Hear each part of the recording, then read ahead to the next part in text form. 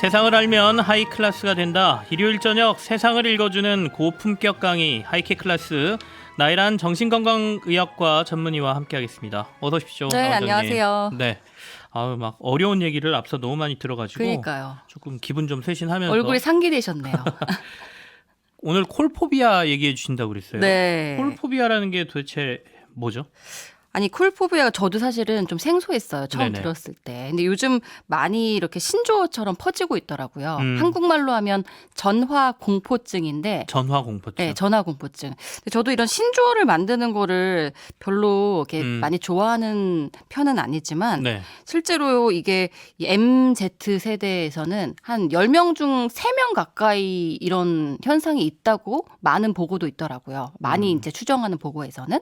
근데 콜포비아는 말 그대로 전화 공포. 전화가 오면 그냥 공포스러운 거죠. 전화 받기가 두렵다. 전화가 오면 가슴이 두근거린다. 받는 것도 두렵고 하는 것도 두려운 건가요? 그렇죠. 아니면 보통 하는 것도 두려울 수 있죠. 예, 조금 브로드한 개념일 수도 있긴 한데 아무튼 회사에서 특히 이제 네. 요즘 신입사원들이 전화기가 자기 앞에 있어도 전화를 잘 안 받으려고 한다는 거예요. 그래서 조금 과하게 말하면 전화가 계속 울리면 누군가 받아야 되잖아요. 네네. 근데 전화를 안 받고 그냥 계속 울리게 놔둔다는 거예요. 가수 아이유 씨도 자신이 전화공포증을 앓고 있다고 방송에서 고백을 했다고 하네요. 최근에 그랬다고 네, 하더라고요. 작가님께서 네, 네. 올려주셨는데 근데 아이유 씨는 제가 그 기사를 보니까 네. 심지어 어머님한테 전화를 하는 것도 뭐 3분 이상이 지나면 굉장히 좀 부담스럽다 이런 얘기를 기사에 하신 걸로 알고 있어요. 근데 그만큼 아무튼 전화로 이 의사소통을 하는 거를 좀 부담스러워하는 두려워하는? 사람들이 좀 꽤 있는데 특히 콜포비아라는 이 신조어가 생긴 이유는 네, 최근에 이 코로나 이후에 네네. 다시 이렇게 좀 사람들이 많이 모이고 이제 전화를 하게 되면서 이제 원래는 재택 주로 했잖아요. 네네. 근데 이제 전화 받을 일이 좀 늘어난 것 같긴 해요. 근데 네. 재택하면 전화도 많이 하지 않나? 재택 전화 때도 콜포비아가 사실 많이 용어가 떴었는데 요즘 많이 더 떴어요. 근데 기자 생활을 한 제 입장에서는 네. 이건 진짜 이해가 안 되는 것 중에 하나거든요. 왜냐하면 하루 내내 전화기를 들고 있어야 했고 왜냐면 MZ 세대가 아니실 네. 수도 있어요. 결정적으로 그렇군요. MZ 세대가 아닌 저는 느낄 수 없는 뭔가 그러니까 저도 이해가 네. 사실 안 됐거든요. 전화 받는 게 왜 무섭지? 라고 생각했는데 가만히 생각하면 이런 얘기를 하는 저희들은 어렸을 때 전화기가 집에 있었던 시대였던 거예요. 그렇죠. 딱 전화 오면 당연히 전화 받으면서 전화는 반가운 거예요. 여자친구한테 어딥니다. 전화 오면 받아야 되니까. 그럼요. 엄마 여기 아빠보다 어딥니다. 먼저 받아야 되거든요. 그렇죠. 네. 엄마 아빠 깨면 안 되니까. 이런 얘기하는 거 너무 이제 올드해 보이긴 하는데 전화기 우리는 있는 세대에 살았기 때문에 전화 받는 거에 익숙하죠. 뭐 어디입니다. 네. 무슨 동입니다. 근데 진짜 요즘 어느 시대 이후로는 집에 전화기가 없으니까 자기한테 오는 전화밖에 받은 경험이 없잖아요. 그 근데 생각을 하니까 좀 이해가 되더라고요. 사실은 그러니까 뭐 직장 상사라든지 네. 업무적으로 전화하는 게 어렵다. 그다음에 이게 좀 두렵다. 이거는 조금 이해가 되는데 아까 뭐 부모님하고 통화하는 거나 주변에 친구한테 전화 오는 것마저도 두렵다라면 이거는 뭐 병이라는 표현이 그렇지만 네. 질병으로서 우리가 심리적인 치료를 받아야 되는 거 아닌가라는 생각도 사실 조금 드네요. 주변에 이런 환자가 많습니까? 콜포비아로 병원에 오는 환자까지는 없기는 한데요. 음. 사실은 저는 이제 이 콜포비아라는 사회 현상을 이제 접하고 요즘 좀 생각을 해봤는데 네. 어떻게 보면 이 일종의 조금 어려운 말로는 사회 문화 지체 현상. 그러니까 사회 문화 변화는 지체입니까? 빨리 물질적으로 일어나는데 네. 사람들의 문화가 따라가지 못하는 것, 이 현상이기도 하고 또 개인적으로 보면 인간의 이제 피로 현상, 문화에 대한 피로 현상인 것 같은데 아무리 엄마나 뭐 아빠나 네. 지인이라 하더라도 우리가 이게 전화라는 게 불쑥 오잖아요. 나 너한테 전화할게라고 예고하고 오지 않잖아요. 그렇죠. 근데 이제 사람은 누구나 좀 그 쉬는 시간이 필요한데 전화는 불쑥불쑥 그냥 훅 치고 들어오는 그런 도구인 것 같아요. 그래서 좀 사실 부담스러운 게 없지 않아 있거든요. 사적인 영역을 뭔가가 갑자기 들어오는 느낌. 그렇죠. 전화는 24시간 사실 열려 있으니까. 그래서 저도 요즘에는 뭐 이제 되게 좀 그 노이즈 마케팅도 있지만 뭐 전화가 오면 사실 받아야 될지 말아야 될지 좀 바쁜데 제가 전화만 하루 종일 받을 수 네. 없잖아요. 그러니까 좀 저도 부담스러운 게 있긴 있더라고요. 이거는 어떻게 보면 이 젊은 세대들이 전화보다는 SNS, 그렇죠. 그다음에 카톡 네. 이런 텍스트에 더 익숙하기 때문에 오는 현상일 것 같기도 하거든요. 그런 것도 좀 더 영향을 미치는 건 사실이긴 한데요. 네네. 아무튼 이 SNS나 카톡 같은 거는 문자는 받으면 아무튼 좀 생각해볼 여지가 있잖아요. 근데 전화는 불쑥 치고 들어오는 거기 때문에 사실은 꼭 MZ가 아니라도 좀 부담스러운 사람들이 종종 있었을 것 같고 네네. 특히 요새는 워낙 전화가 늘어난 데다가 제가 생각해본 이 이론은 뭐냐. 전화기가 개인의 정체성, 아이덴티티를 대변하는 좀 아이러니한 세상이 됐다. 사실 뭐 나혜란이다, 뭐 누구다 이런 이름이 정체성이 아니라 내 전화로 오는 전화만 이제 내가 되는 거죠. 그러니까 되게 근데 부담스러운 것 같아요. 그런 것들을 24시간 예고 없이 견뎌내야 된다는 게.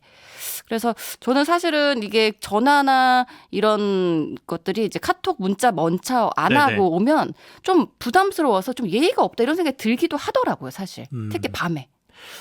근데 이게 그러니까 우리도 생각을 좀 바꿔야 된다라는 그러니까 아까 뭐 저한테 MZ 세대는 아니시잖아요라고 말씀해 주셨는데 아이 뭐 너무 또 마음에 그러니까 쌓아두지 마시고요. 저희 세대 때는 네. 문자로 뭔가를 전하는 게 무례하다라고 생각했거든요.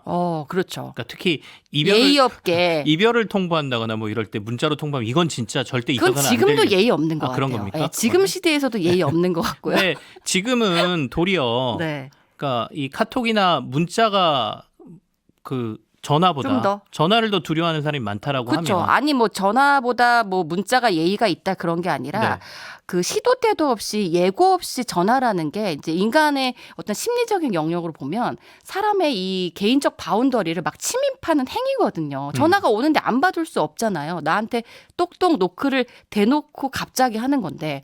근데 이제 문자나 카톡으로 조금 암시를 주면 나 너한테 전화할 거야. 이런 거 내용 알려줘라고 하면 마음의 준비를 할 시간 여유가 있고 공간적 여유가 있는데 전화로 훅 치고 들어오면 대답 안 하면은 뭐가 좀 없는 싸가지가 없는 이런 사람이 되고 대답을 또 바로 하기에는 나도 마음의 준비가 안 됐고 그렇지만 이별 통보 정도는 문자는 좀 예의는 아닌 것 같아요. 그렇습니까? 네. 알겠습니다. 이별 통보는 저는 좀 전화로 하는 걸로 하겠습니다. 전화나 좀 가급적이면 만나서 합시다. 그러면 이 콜포비아를 그러면 극복의 대상인가요? 극복해야 되나요? 아니면 이건 그냥 사회적인 현상이니까 그럴 수도 있지 하고 우리가 앞으로도 이렇게 넘어가야 되는 건가요? 아니 근데 실제로 이거를 네. 치료를 하기 위해서 학원이 있다고 해요. 학원도 있어요? 네, 이게 지금 모 구에는 뭐 스피치 학원 이런 식으로 해서 뭐 시간당 생각보다 수강료도 비싸거든요. 그럼 거기서 무엇을 하느냐? 저 강사해도 될 것 같은데 저 됩니다. 전화 되게 잘해요. 잘하실 것 같아요. 예. 그래서 거기서 뭘 배우냐면 실제로 전화하는 연습과 매너를 배운대요. 그래서 어떤 상황을 설정을 해주고 이런 상황에서는 어떻게 대답을 해야 됩니다. 뭐 예컨대 자기가 원하지 않는 상담사한테 전화가 왔다. 네. 뭐 고객님 안녕하세요. 뭐 제가 이렇게 두두두두 말이 오면 딱 전화를 어떻게 끊어야 된다. 이런 매너를 배운다고 하네요. 좀 아이러니하죠? 우리가 예전에 영어를 전화로 배웠지 않습니까? 네. 그렇죠. 그죠. 그러니까 또 그 스피치 뭐 이런 거 세대인가요? 하려고. 또 그 세대예요. 요즘에는 자꾸 저의 인강이나 경험을 얘기하면 뭐 그런 네. 줌이나 뭐 이런 걸로 배우지 않겠어요? 네네. 네. 그러니까 뭐 그러던 세대인데 네. 그런 것처럼 이제 전화로 전화하는 법을 가르쳐주는 뭐 이런 그렇죠. 학원을 차려도 되겠네요. 그렇죠. 근데 사실 전화라는 매체가 저도 또 생각을 해보니까 네. 매체 특성상 아까 문자 메시지나 톡처럼 어떤 마음의 여유를 가질 수 있는 매체도 아니고요. 또 하나 중요한 특징이 라디오랑 비슷해요. 라디오도 이렇게 제가 얘기하다가 네. 이렇게 막아뜨면 안 되잖아요. 그렇죠. 네, 근데 방송사고 납니다. 방송사고잖아요. 네. 어떻게든 제가 중간에 치고 들어갈 겁니다. 그렇죠. 네. 근데 커뮤니케이션에 뭐 아시겠지만 이론에 따르면 사실은 이 컨텐츠, 이 내용으로 전달되는 것은 한 40% 비율이 안 돼요. 그러니까 사실은 사람이 얼굴을 보고 눈빛을 보고 표정을 보고 이런 것들이 의사소통의 많은 비율을 차지하는데 전화는 딱 목소리 내용이 전달이 정확하게 안 되면 이 커뮤니케이션이 안 되는 매체이기 때문에 사실은 이제 조금 소심한 분이라든지 커뮤니케이션에 좀 자신이 없는 사람들은 굉장히 두려움을 느낄 수 있는 요소가 있죠.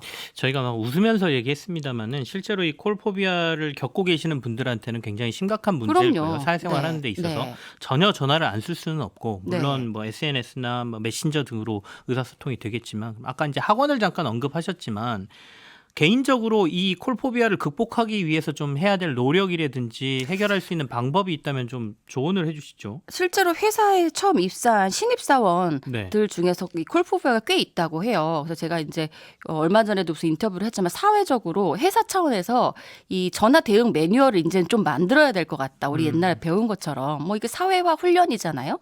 그리고 학원 가서 배우는 것도 결국은 그거거든요. 그리고 두 번째는 이제 개인적으로는 사실은 이게 회사에서 대응 매뉴얼을 만들어주지 않으면 자기가 직접 매뉴얼을 딱 만들어서 네. 연습해 보는 것이 굉장히 중요하긴 합니다. 이게 뭐 학원 가도 사실은 뭐 이렇게 말하면 좀 죄송하긴 하지만 별건 네. 없어요. 이게 그 체계화된 상황에서 어떻게 말할 것인가를 대본을 써서 연습하고 그게 익숙해지고 나중엔 대본이 조금 줄어드는 거 뭐 이거밖에 없거든요. 이제 이게 좀 어려운 얘기로 하면은 이제 행동 치료겠죠. 네. 네, 행동 치료를 하는 방법이 개인적으로 돈 안 들이고 하실 수 있습니다. 네. 사실 예전에는 그런 뉴스들 많이 나왔어요. 그러니까 대인기피증이 있거나 네. 누군가 앞에 나가서 말하기 어려운 분들이 그때도 뭐 학원 같은 거 있어서 그렇죠. 지하철 안에서 뭐 그렇죠. 뭔가를 얘기하는 걸 하고 있다 뭐 이런 뉴스들이 나갔지 않습니까? 근데 이제는 그러면 이 콜포비아 겪는 분들이 전화기 앞에서 전화를 하는 연습을 하고 있는 뭐 학원 이런 모습이 뉴스에 나갈 수 그럼요. 학원이 실제로 그렇게 하고 있다고 하고요. 실제로 이제 콜포비아를 겪기 쉬운 사람들, 뭐 사람의 특징 이런 게 있죠. 왜냐하면 이제 이게 자기 범위를 좀 침범받기 싫어하는 사람들이라든지 네네. 좀 소심한 사람들, 내향적인 사람들이 아무래도 그럴 거고요. 사실 저도 굉장히 외향적으로 보이잖아요. 네. 저도 약간 콜포비아가 있거든요. 전화가 너무 많이 오니까 이게 좀 네네. 사실 전화를 안 받으면 또 되게 상대방이 무례하다고 생각하시기도 해요. 그래서 이게 전화를 받으면 또 나는 어떤 얘기를 해야 될까. 그래서 이게 좀 사회적으로 네. 저는 사회적으로. 딱 한 분에게만 콜피아가 있습니다. 그 사모님 네. 혹시? 그렇죠. 예. 그런 농담입니다. 이게 사회적으로 조금 이런 부분에 있어서 약간 이제 문화가 합의가 좀 돼야 될 시점이 오는 것 같기는 해요. 예.